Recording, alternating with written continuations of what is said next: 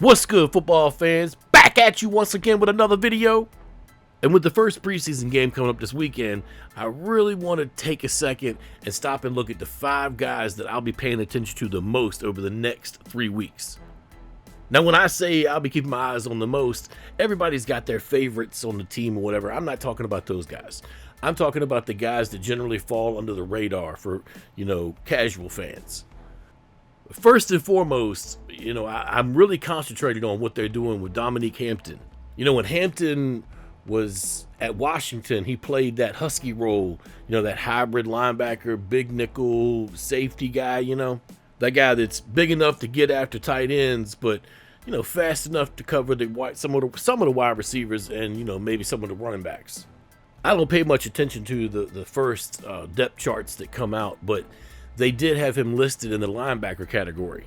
So I'm really interested to see what, Joe Witt and Dan Quinn's plan is with him. And if he could fill that plan, more importantly. I believe he got dinged up last year in the first preseason game. He actually got some time in and ended up on the IR. I also know how these teams do injured reserve with players that maybe don't fit the scheme or are not ready. So I'm not really sure what happened there, but I know that he didn't see a whole lot of time at all in his first year. Second guy is Tyler Owens. And how is he not on anybody's radar at this point? He's an athletic freak already. But, the team signed Will Harris in the offseason. They still have Percy Butler. You have to start to wonder if they're kind of looking at Owens maybe as a possible Jeremy Chen replacement. Because, they're definitely searching for that guy.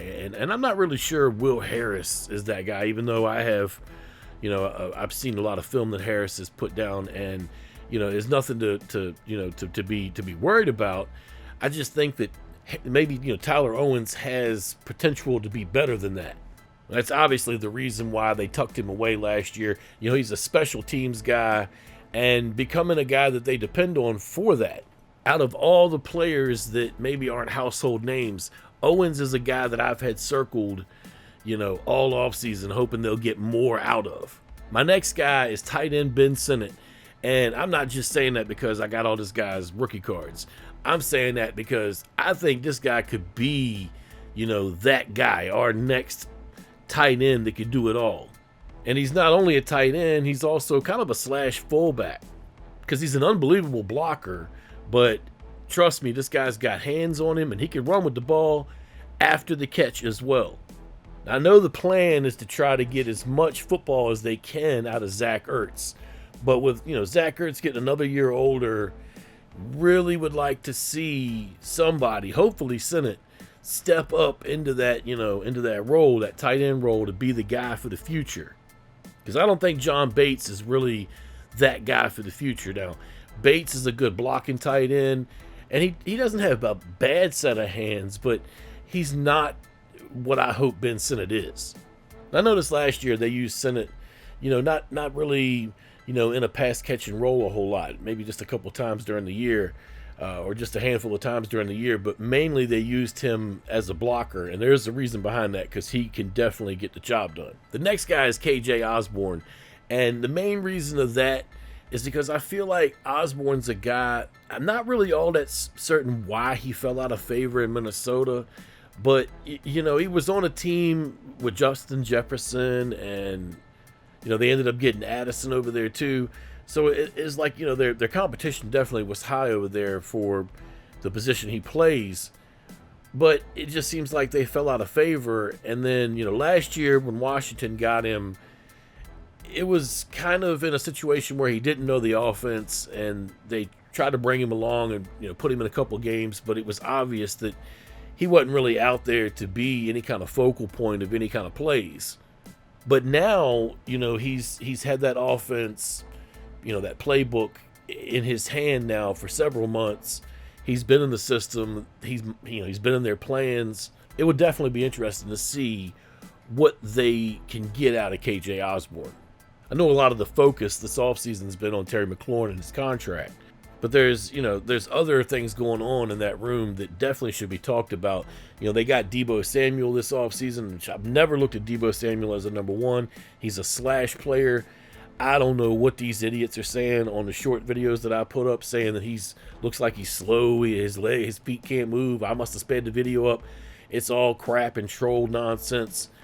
Debo is still Debo. He's there to catch the ball and run with it. Like, he's a running back, wide receiver slash. He's not a number one receiver, so we're definitely not going to be trying to get that out of him. So if in any situation with McLaurin were to happen, he's definitely not going to be that guy. So they definitely need as many wide receivers as possible to step up. I know a lot of people have been focused on that cat from Virginia Tech, and I like him a lot too. And Jalen Lane didn't get a lot of looks in college either with the offense that they run up there in Virginia Tech. But maybe now he'll get a chance to finally show what he's got. He didn't get a whole lot of targets. I think there's some untapped potential there as well. All I've been hearing about through camp last couple weeks or whatever has been Ja'Cory Croskey-Merritt, or Bill, as everybody calls him, a.k.a. Bill. I've been hearing everything about him, and I know that the fans, there's a lot of fans that like Brian Robinson, but I know there's a lot of fans that want to see Brian Robinson Jr. replaced in that backfield. So the talk has been this offseason definitely about Bill. They really, really like him a lot, and they want to see what he can do. I'm almost half expecting to see him as a starter this season at some point by like week 6 or something like that, because I do realize that Brian Robinson Jr. is the starter.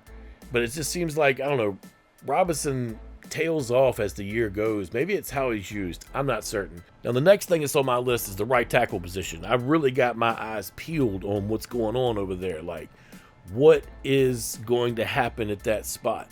Right now, I'd have to say it's Andrew Wiley's spot to lose. I know everybody, including me for the longest time, has been down on Wiley. Like, I couldn't figure out why they were paying him so much money when they brought him over from Kansas City. And then they reworked his deal last year to where he wasn't really making as much money anymore. And he actually had a pretty good year last year. Now, I'm not trying to say that this guy should be going to the Pro Bowl, or I don't even know if linemen go to the Pro Bowl anymore, I guess. But I'm not saying this guy's an all-pro. But what I'm saying is he improved from the year before to last year. And they drafted Josh Carnley Jr. with the intent of, at least for this year, shifting him over to right tackle, or at least for the time being. And I think most people know, or most people by now have learned, that to move from left tackle to right tackle is kind of like learning how to wipe your ass with your other hand. I don't know which hand anybody uses around in life, but it's kind of like trying to learn how to do it from the other hand. So it's not something that just comes 100% naturally. So I'm expecting, maybe a little bit of problems at first getting things 100% there. But at the same time, I'm also expecting, with the support system he's got, both on the offensive side of the ball and the defensive side of the ball, with different guys in camp and the rotation the defense now has. And, they got Laramie Tunsil over there at left tackle now. So with, the backup kind of, so to speak, the people kind of trying to mentor him, I think Carnley's going to come along quick. So it's definitely going to be Carnley's job in the long run. But at first, maybe Wiley starts out, in the pole position for that particular job. And I'm really interested to see how that progresses over the 3 preseason games. I know we won't see a lot out of the playbook, but we could still get a look at what our guys do, on the line. Now, an honorable mention guy that I'm still going to have my eyes on is Jean-Baptiste, who honestly could get buried in the rotation on this team, because the team's going to be pretty deep at defensive end, all along that defensive line, no matter how they shift, if they use big packages or if they don't. He could get buried, but I do know that from what I've seen in the past, Witt and Quinn both like to run, a heavy rotation. So we'll see how that goes. But I'm really interested. I'm thinking he's got to come out and show something in preseason to be able to secure a spot on the roster. Because let's just be honest. This isn't years past where he's just going to have his spot given to him because, he was a draft pick or whatever. I believe last year he got his first sack before the end of the year. And there was a little bit of promise shown there. Maybe they were like, okay, this is a guy we'd like to see more of. So he's the guy I got my eyes on. Because the team went out and got Dietrich Wise in the offseason. They still got Cleveland Farrell. They also signed Eddie Goldman in the offseason. So, end is a position, or, they still have Dorrance Armstrong from last year and Andre Jones Jr. So, it's not a position that they're completely blank at. He's going to have to fight for his spot. But I'll definitely be keyed in on those guys and see what the team is trying to do with them. I really would like for the team to get the most they can out of them, or perhaps maybe some of them may not even stack up. We're going to be able to see with our own eyes. Out of all of them, I'm expecting the most out of Ben Sinnott. I'm going to be really let down if he doesn't turn into something. At any rate, let me know what you guys are thinking down in the comments. Y'all take it easy. Peace.